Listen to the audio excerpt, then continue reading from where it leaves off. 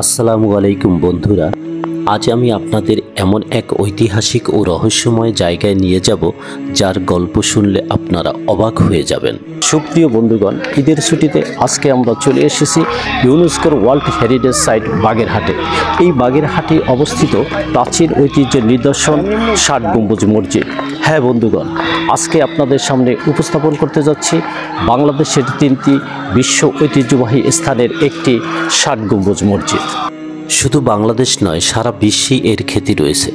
নাম শুনে মনে হয় এখানে বুঝি 60টি গম্বুজ রয়েছে, তাই না?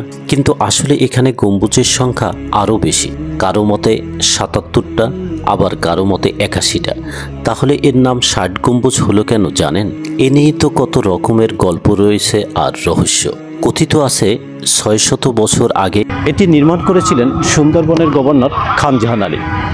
বৈঠক করবার জন্য খান জাহান আলী একটি দরবার হল তৈরি করেছিলেন।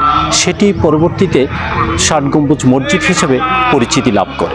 খান জাহান আলী নাকি ঘোড়ায় চড়ে একাই পুরো শহর বানিয়েছিলেন।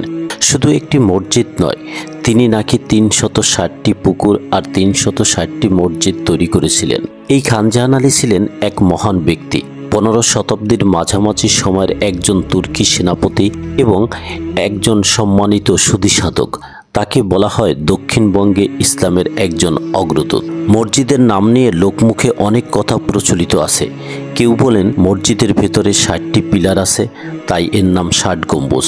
আবার কেউ বলেন আসলে এর নাম ছিল 7 গম্বুজ, মানে অনেকগুলো 7।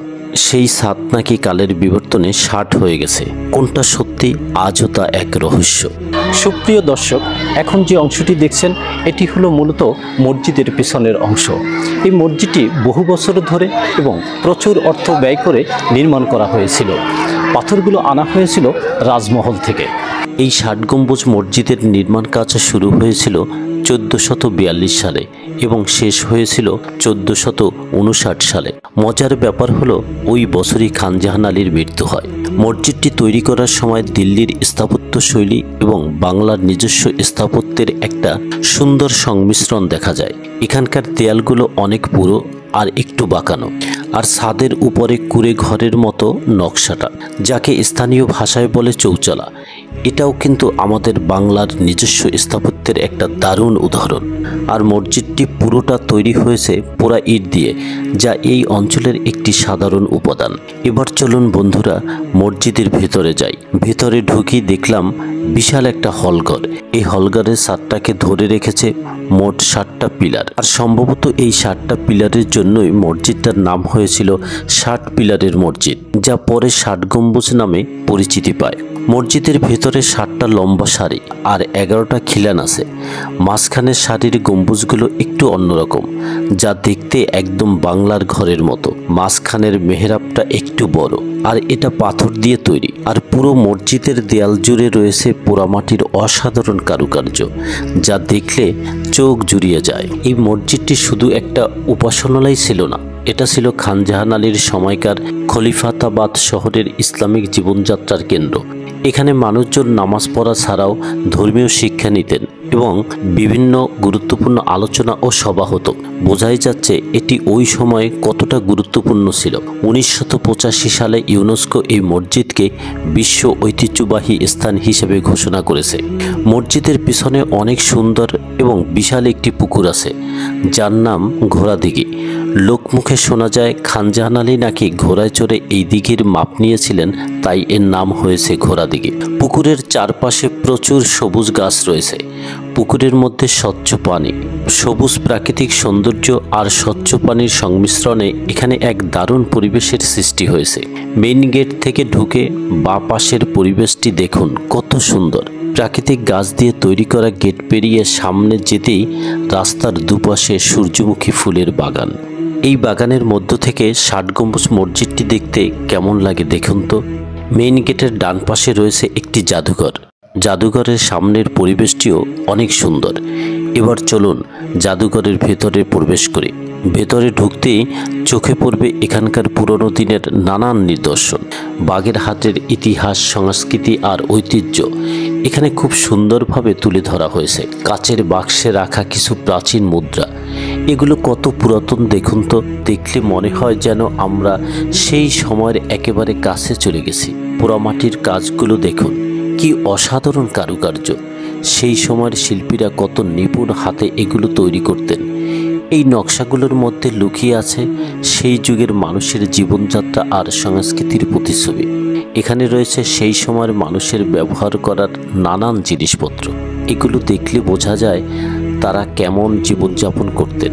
এখানে ৬০ গম্বুজ মসজিদের একটি আকর্ষণীয় মডেল রয়েছে। এই মডেলটি দেখলে সেই সময়ের নির্মাণশৈলী সম্পর্কে একটি স্বচ্ছ ধারণা পাওয়া যায়। এখানে রয়েছে একটি মানচিত্র, যা দেখলে এখানকার কোথায় কি আছে জানতে পারবেন।